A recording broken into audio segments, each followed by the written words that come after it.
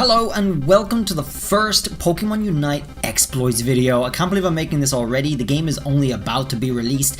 The last thing we played on this game was the 3-day stress test for the servers in Japan, and boy were they tested. A lot of people from all around the world were joining in because all you needed to do was have a Japanese Nintendo Switch account.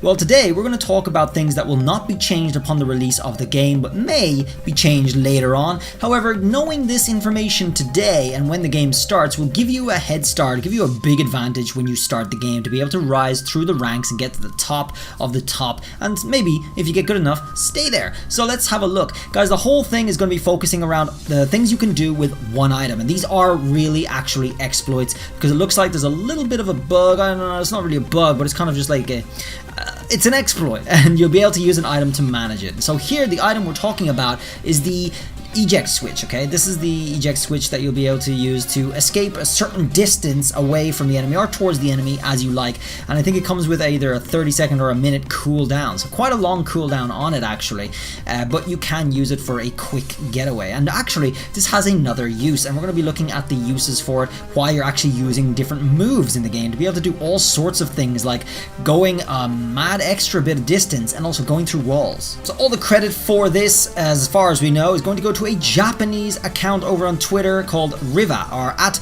River okay? He has seemingly found a lot of activity that you can be able to do, a lot of little things you can do in Pokemon Unite to be able to give yourself a big competitive edge. And now these are no things to just snuff at, these are actually considerable. So let's have a look at some of them for different classes, different Pokemon, things you can do. The first one we're going to look at is Snorlax. Here's a video of Snorlax using one of his moves, one of the most popular moves in fact, and he is using it to teleport to a certain distance and land on enemies. Now if you do manage to hit enemies with this, they get stunned for a short time. However, the distance is not great, but as you can see, the Snorlax has on his Y items the eject button. Okay, it's called something else in Japanese, don't worry about that, but it's the eject button, and you will be able to just use it simply by pressing the Y after you use the move. You'll be able to gain an extra distance and be able to hit the target. Let's have a look. So here we have Snorlax about to use the move right here, and as you can see from the exact same distance, and look carefully at the Y button, dude. If you look a little back before the previous clip I was showing you, the Y button did not move, there was no interaction with it,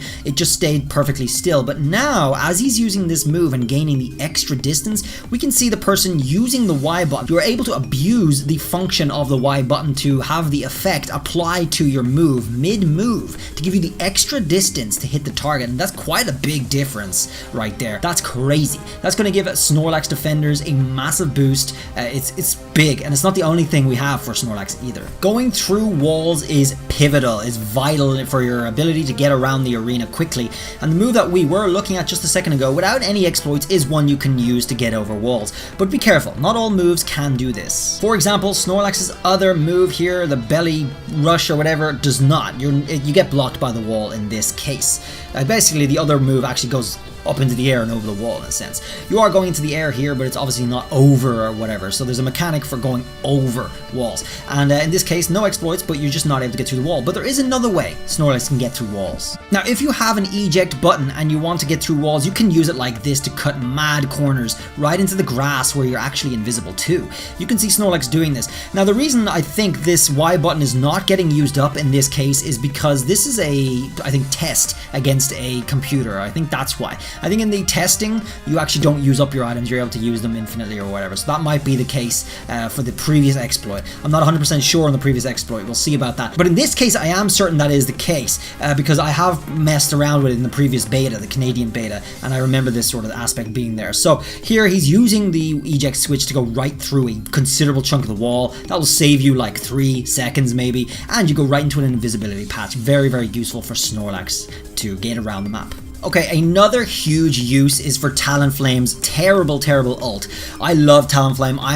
He is my main, but the worst thing about him is his ult, because it's obviously a one use, it's got a long charge, and it's really almost useless. And you get stopped by walls just like this, but using the magic of the eject switch, you don't have to get stopped by walls anymore. You can actually teleport through walls.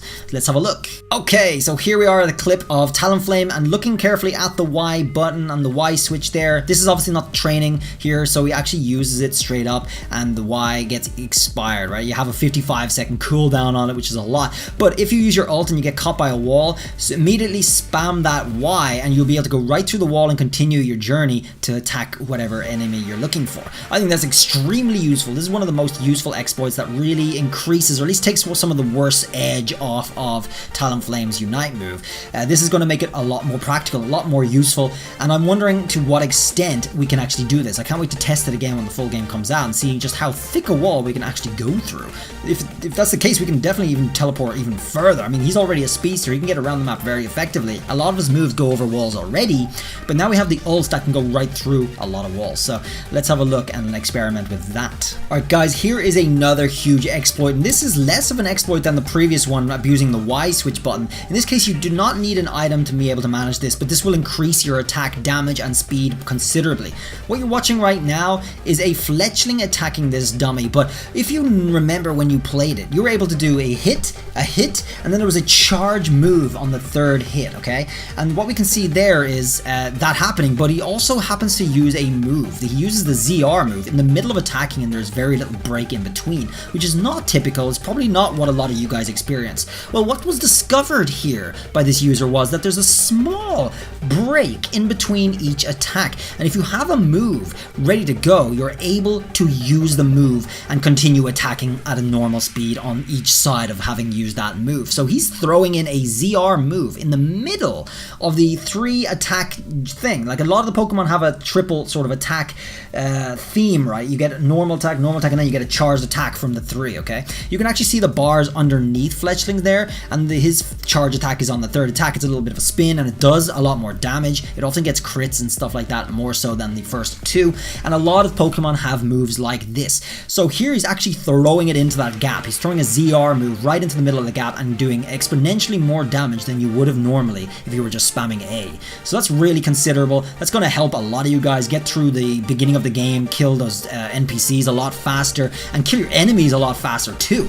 You're going to increase your damage load, and this is probably going to be patched because honestly, I can't see them leaving it in, because this is going to create a monster at the beginning of the game when Pokemon are at their weakest. Your damage is still considerably good, and it's going to be a lot easier to take out the enemy this way, and that might debalance the game. So we'll see how this is altered, see if it even is altered. It's probably not going to be altered for a while upon release, so you can abuse it until it is patched. I know I will be. And just for clarification, it isn't limited to Fletchling. You can see the same thing going on here with Gossifleur, right? He's doing his normal spam man, and then he throws in a ZR move right in the middle, right between his second normal move and his charge move, going right in there, doing a lot more damage too, which is extreme, okay? It's really, really useful to be able to do that. You're going to be doing a lot more damage. You're going to be able to just completely outrun the enemy. If anyone hasn't watched this video, you guys have a massive advantage over them.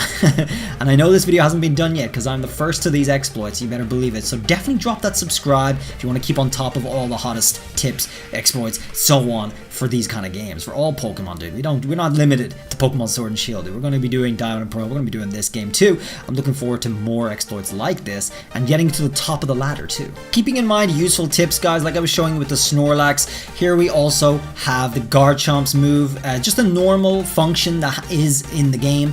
You are not always able to go through walls, but it's very handy if you do and if you can. That's one of the parts I really love Talonflame for. And here you can see his ZR move here, if you can find it. It's a dragon move, one of his dragon options.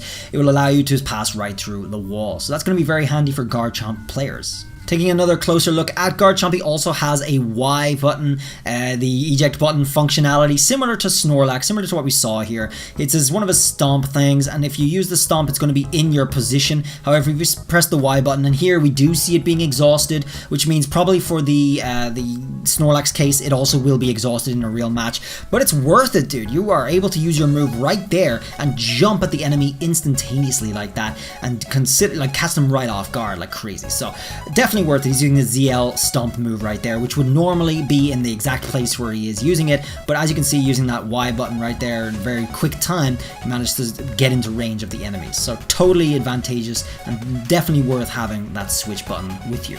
Just for comparison, we can see if you're using the button as intended by using it first to get over to the enemy and then using the move, it's a lot slower than what you saw before, being able to use it in the middle of the move. If you have the option, you're going to be able to use the switch and then use the move, or if you can use it in the middle of the move, everyone's going to choose to use it in the middle of the move. You're saving countless milliseconds there that actually really change the effect of that action. So it's really cool to have the exploit. It's a big difference to not having it, and it very well may be the case that in the future, when patches come in and when alterations come in, that we won't have it, but you can always use it at the beginning. Guys, that's going to be it for this Pokemon Unite exploits, tips, guides, stuff video. If you really enjoyed it and you found it useful, drop that subu, and I'll see you guys around in the future for Pokemon Unite, as well as our live streams for that game. Once it drops, we're going to be streaming that every day if I can, until I finish my job here, which is very, very soon, and I'm looking forward to just getting into this, getting up to the top of the ladder and all that stuff. It's going to be exciting. It's going to be a lot of fun, and I'm looking to play with some of you guys too if you're around. So drop a link to the Discord as well. It's in the description if anyone's interested. We can organize teams there in our community. I'll see you guys around in the next video. Thanks for watching. Until then, bye.